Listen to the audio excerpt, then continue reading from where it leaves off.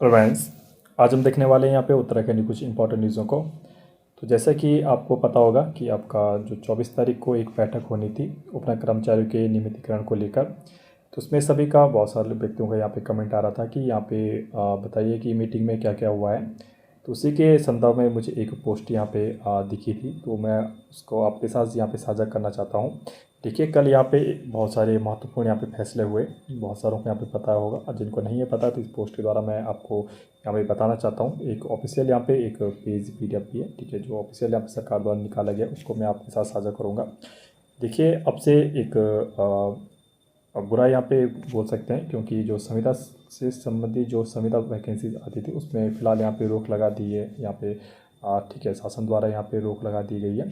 शासन द्वारा जो आउटसोर्स जो कर्मचारी यहाँ पे लगते थे उपनिबंध संविदा द्वारा, तो उसमें यहाँ पे अब नई जो आपका नियुक्ति होगी यहाँ पे अब बंद हो चुकी है अभी फ़िलहाल के लिए, क्योंकि और इसमें देखिए जो अब तक लग चुकी हैं संविदा में उपनिबंध कर्मचारी उसमें फ़र्क नहीं पड़ेगा, लेकिन आने वाली जो वैकेंसीज यहाँ पे आपको शायद ना देखने को मिले, नियुक्ति पर यहाँ पे रोक लगा दी गई है।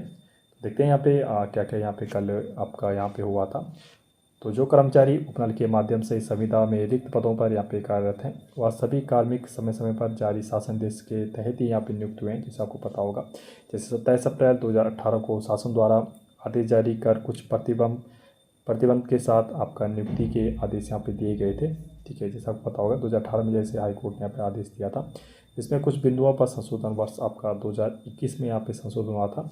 और आज आपका 25 अप्रैल को सभी जो संविदा, ठीक है, संविदा कर्मचारी हैं, दैनिक वेतनभोगी हैं और आउटसोर्स से जो प्रायोजन या नियुक्ति का पूर्ण रूप से यहाँ पे रोक लगा दी गई है। तो बहुत ही इंपॉर्टेंट हमारे लिए ये लाइन है। देखिए, बहुत अहम फैसले यहाँ हुआ है। जो आपका संविदा हो चुका है, ठीक है, संविदा जो उपनल संविदा कर्मचारी होते हैं, दैनिक वेतनभोगी, जैसे आपका उदाहरण के लिए आपका PRD बोल सकते हो, PRD के जवान हो गए, ठीक है, PRD के जवान हो गए, आपका आउटसोर्स जो कर्मचारी इत्यादि हो गए, ठीक है, उनकी नियुक्तियों पर पूर्ण रूप से यहाँ पे रोक लगा दी गई है। भविष्य में विभाग इस प्रकार से रिक्त पदों पर नियुक्ति नहीं कर सकते, ठीक है। यहाँ पे भी बिल्कुल आज जो यहाँ पे विभाग है यहाँ पे इनको सख्त यहाँ पे आदेश दिए गए हैं कि इन पे नियुक्ति आप नहीं कर सकते हैं। आपसे वाकिफ़ हैं कि माननीय उच्च न्यायालय नैनीताल की खंडपीठ द्वारा उपनल कर्मचारियों के नियमितीकरण हेतु समय समय पर आपका प्रचलित नियमावली आपका अनुसार यहाँ पे चरणबद्ध तरीके से आपका नियमित करने के आदेश यहाँ पे जारी किए हैं।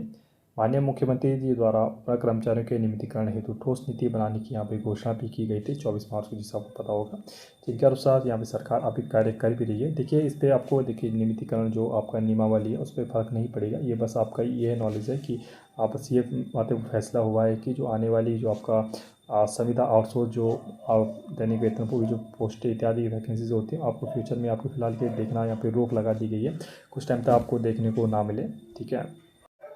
जैसे आप एक इस पोस्ट के द्वारा एक यहाँ पे देख सकते हो, जैसे प्रेषक आपका सचिव उत्तराखंड शासन में आप देख सकते हो, ठीक है। आपका जो समस्त आपका सैनिक कल्याण अनुभाग उत्तराखंड में आपके जो पूर्व सैनिक है, पूर्व सैनिक कल्याण निगम जिसको आपको उपनल बोलते हैं, उनके माध्यम से जो संविदा पर यहाँ पे कार्यरत है यहाँ पे कार्मिक है, उनके नियोजन या पुनर्विचार के लिए, ठीक है। तो महोदय यहाँ पे दिखाया गया है कि आपका कृपया शासन देश का सभा ग्रहण करने का यहाँ पे कष्ट करें। इस क्रम में अवगत कराना है कि उत्तराखंड के जो पूरा आपका सैनिक या अर्ध कार्मिक बहुबल राज्य है, जहाँ प्रतिवर्ष बड़ी संख्या में सैनिक यहाँ पे सेवानिवृत्त हो रहे हैं, जिनका पुनर्वासन एवं कल्याण जो राज्य सरकार के लिए यहाँ पे चुनौती बन गई है। इनका ये कहना है कि जो आपका लंबी समय में सेवानिवृत्त जो रिटायर होते हैं राज्य सरकार के लिए यहाँ पे बिल्कुल उनके लिए यहाँ पे चुनौती यहाँ पे बनती जा रही है, क्योंकि इतने जो पूर्व सैनिक हैं उनको उपनल के माध्यम से लगाना यहाँ पे सरकार के लिए भी यहाँ पे चुनौतीपूर्ण है, ऐसा इस लेटर में बताया गया। यही सब इसमें बताया गया है कि